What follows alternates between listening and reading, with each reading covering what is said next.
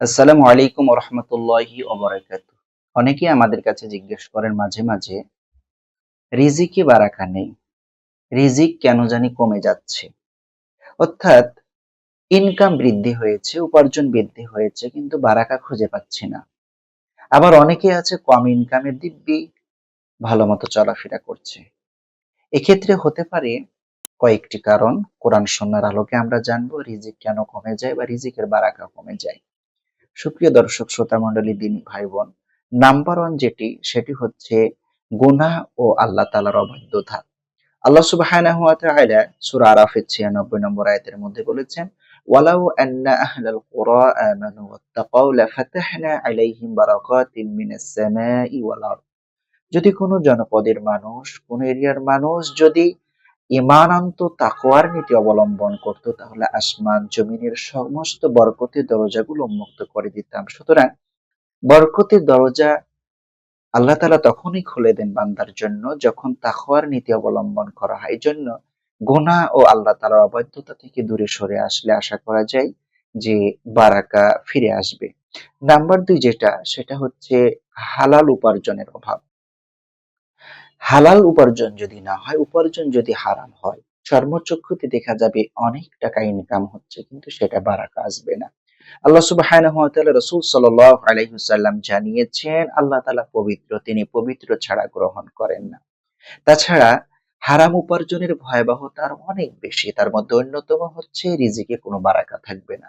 এজন্য আমাদের রিজিকে বারাকা বৃদ্ধির জন্য হালাল উপার্জন খেয়াল রাখতে হবে, হারাম উপার্জন বর্জন করতে হবে। সুপ্রিয় দর্শক শ্রোতা মণ্ডলী, দিনী ভাই বোন, যে সমস্ত কারণে রিজিকে বারাকা কমে যায় তার মধ্যে অন্যতম একটি কারণ হচ্ছে আজকে বর্তমানে আমরা আত্মীয়তার সম্পর্ক ছিন্ন করছি, আত্মীয়তার সম্পর্ক অটুট থাকছে না।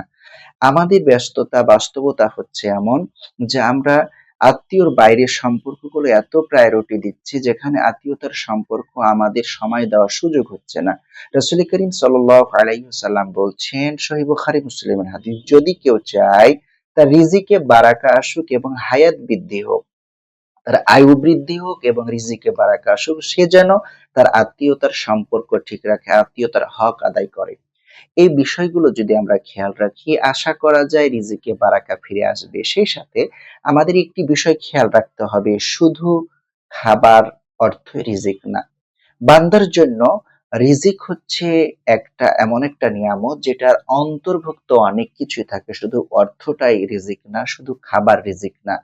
রিজিকের অন্তর্ভুক্ত হচ্ছে টাকা, রিজিকের অন্তর্ভুক্ত খাবার, রিজিকের অন্তর্ভুক্ত সুস্থতা, রিজিকের অন্তর্ভুক্ত নেক সন্তান, রিজিকের অন্তর্ভুক্ত হালাল উপার্জন ইত্যাদি।